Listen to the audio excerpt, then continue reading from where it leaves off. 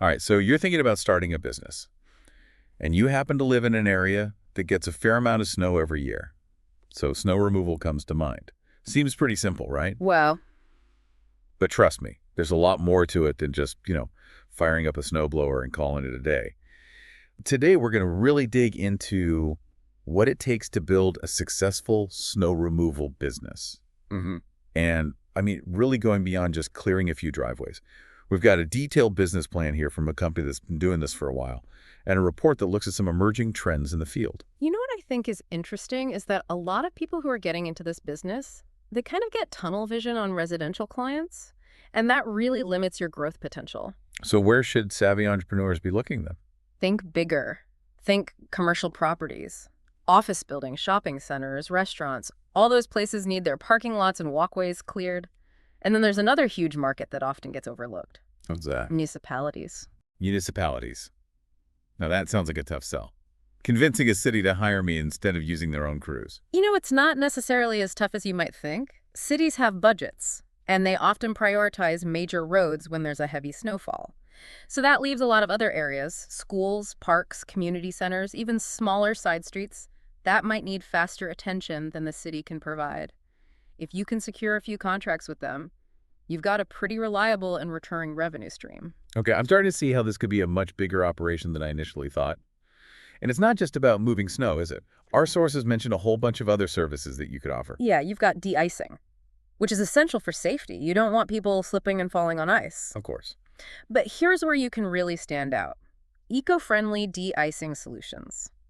Clients, especially businesses, are getting a lot more aware of the environmental impact of using traditional rock salt. Yeah, that makes sense. So if you offer alternatives like calcium magnesium acetate, it shows that you're kind of ahead of the curve. And it can actually save them money in the long run because it's less corrosive. Wait a minute, so you're telling me that being eco-friendly can actually be a profitable selling point? Absolutely. That changes everything. But even with all these extra services, doesn't the seasonality of it all still limit your earnings? I mean, you can't exactly be out there plowing snow in July, can you? That's where you gotta plan ahead. Our sources suggest expanding into related services during the off-season. Like what? Think leaf removal in the fall, landscaping in the spring and summer. It keeps your crews employed year-round, and it provides clients with a kind of one-stop shop for their property maintenance needs. That makes sense. But wouldn't you risk kind of spreading yourself too thin? Wouldn't it be better to just specialize in snow removal and really just dominate during those months? You know, it's a balancing act. The key is to analyze your target market. If you're primarily working with residential clients who value convenience, offering those additional services makes perfect sense. But if you're focusing on those large commercial properties, they might already have landscaping contracts in place. Right. So you got to be strategic about which services will actually resonate with your client base. All right, let's talk about the bottom line. Money. Our sources give some interesting insights into pricing strategies. They mentioned a range of $30 to $100 per job for residential clients, depending on things like driveway size and how much snow there is. Commercial properties. Yeah. Obviously, you can charge a lot more, anywhere from $100 to $500, sometimes even more per job. But how do you ensure consistent income when Mother Nature is calling the shots? Both sources really emphasize the power of seasonal packages or contracts. Instead of billing per snowfall, you offer a set price for the entire winter season. Interesting. This guarantees you a predictable income stream, even if it's a mild winter with less snow than you expected. So basically a subscription for snow removal. Smart. Smart. I bet clients, knowing that they're covered no matter what, you don't have to worry about chasing payments after each snowfall. But even with steady revenue from those contracts, Yeah. you still have to watch your expenses right. This isn't just about buying a shovel and calling it a day. Oh, absolutely. Understanding your operating costs is crucial. Yeah. And it's not just the big ticket items like, Yeah. the snow plows and the salt spreaders. You got labor costs, fuel, maintenance, insurance. All of that adds up. Let's say you land a contract for a huge shopping mall parking lot. You might charge $300 per clearing. Sounds great, right? That's pretty good. But in a heavy snow month, Yeah. you could be out there 5 times. That's $1,500. But then factor in fuel costs. Those plows are gas guzzlers, labor for multiple employees working long hours, and, potential equipment breakdowns. Exactly. And that's just one client. You need to factor in all your contracts, potential overtime pay, and the possibility of those unexpected repairs. A mild winter might mean lower revenue. But a brutal one could mean sky-high operating costs. You need to have a solid financial plan that can account for these variables. This is getting way more complex than I initially thought. It's not just about moving snow. It's about understanding pricing, Yeah. managing expenses, and making sure you're actually turning a profit. But there's another side to this business that I hadn't really considered: technology. Our sources mentioned some pretty cool advancements that are changing the game. Yeah, you might not think of snow removal as a particularly high-tech industry, but it's actually becoming increasingly sophisticated. Really? We're talking GPS tracking, mobile apps for scheduling and payments, even software that helps you optimize your routes and manage your fleet of vehicles. Okay, so this is where it gets really interesting. So it's not your grandpa's snow shovel anymore. No. We're talking about high-tech solutions that can really streamline operations and improve efficiency. But how does all this tech translate into a competitive advantage for a snow removal business? Think about it from the client's perspective.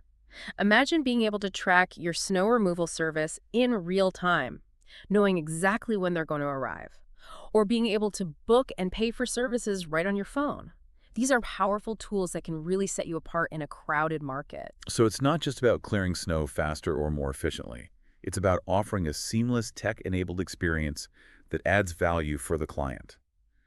I'm starting to see how this business is really a blend of old-school hard work and modern innovation. Precisely. And that's what makes it so fascinating. But let's not forget, even with all the technology and all that smart planning, Yeah. there's one major factor that can make or break your business. And that is, The weather. right, you can have the best equipment, the most skilled crew, a killer marketing strategy. Yeah. But if Mother Nature decides to give you a mild winter, your revenue could take a serious hit. Yeah. So how do you mitigate that risk? Is it all about hoping for a blizzard? Wouldn't that be nice? But relying solely on heavy snowfall, that's a recipe for disaster. Yeah, true. The key is diversification. So like we discussed earlier, offering those additional services like leaf removal and landscaping. Right. That way, even if it's a light snow year, you still have some other revenue streams to keep the business afloat. Exactly.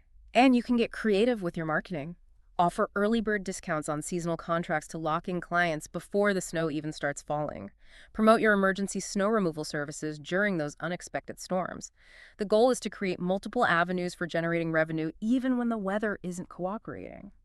This is turning out to be a much more strategic business than I initially imagined. It's not just about plowing snow. It's about understanding your market, managing your finances, embracing technology, and being prepared for whatever Mother Nature throws your way. And that brings us to another fascinating aspect of this business, its connection to broader environmental trends. We've touched on the growing demand for eco-friendly de-icing solutions, but there's more to it than that. You know, I was just thinking about that. One of our sources mentioned the potential for year-round revenue by adding services like gutter cleaning or ice dam removal.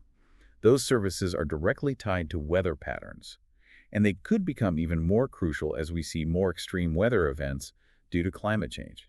That's a brilliant observation. You're connecting the immediate needs of the business with the long-term implications of a changing climate. So it's not just about surviving the winter. It's about adapting to a world where weather patterns are becoming more unpredictable. This is getting deep. And that's the beauty of it. This business is kind of a microcosm of the larger challenges and opportunities presented by climate change.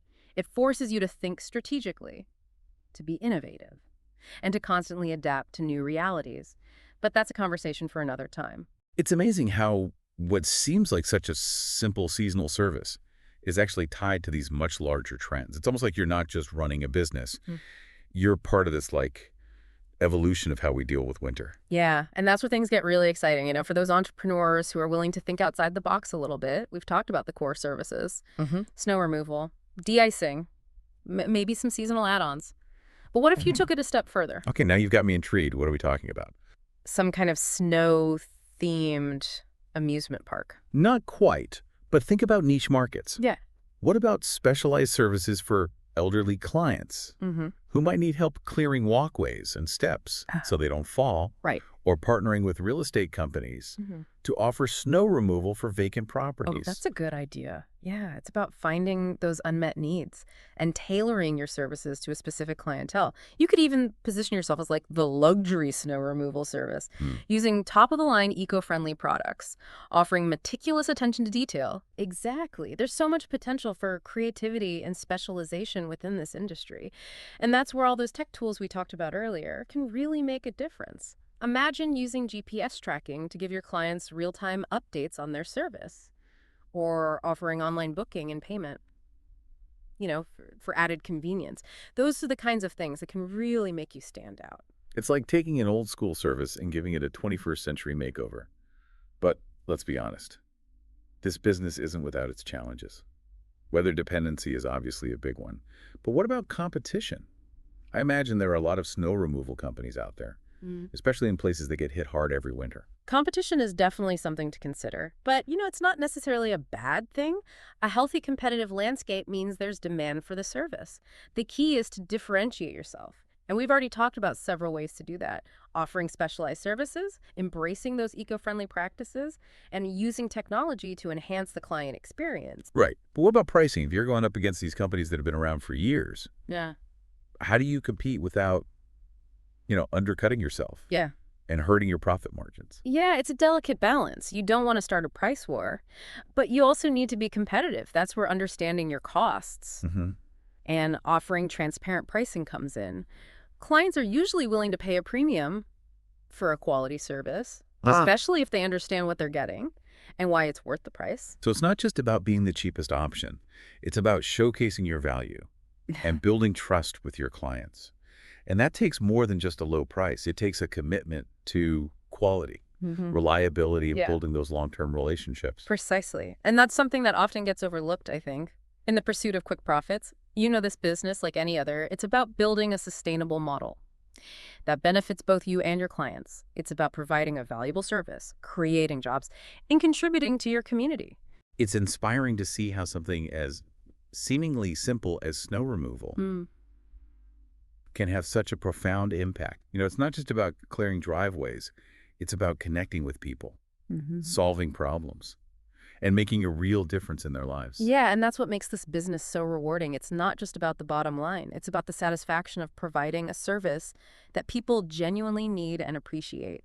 It's about braving the elements, working hard, and knowing that you're helping people stay safe and navigate the challenges of winter. You've painted a pretty compelling picture of the snow removal industry. It's clearly not just a seasonal side hustle. It's a legitimate business with real potential for growth, innovation, and even a positive impact on the community. And that's what I find so fascinating about this field. It's constantly evolving, presenting these new challenges and opportunities. It's a business that demands resilience, adaptability, and a willingness to embrace change. But for those who are up for the challenge, it can be incredibly rewarding, both personally and professionally. When we first started talking about doing a deep dive on the snow removal business, I was picturing myself, bundled up in a cozy cabin, sipping hot cocoa by the fire, watching the snow fall outside. But this has been so much more dynamic, so much more entrepreneurial than I ever expected. It's funny how those preconceived notions can sometimes limit our understanding of things. We see snow, we think inconvenience, but there's a whole industry built around turning that inconvenience into opportunity. Yeah, and not just opportunity for profit, but for innovation, community building, even contributing to a more sustainable future. Who knew that a snow removal business could be on the front lines of climate adaptation?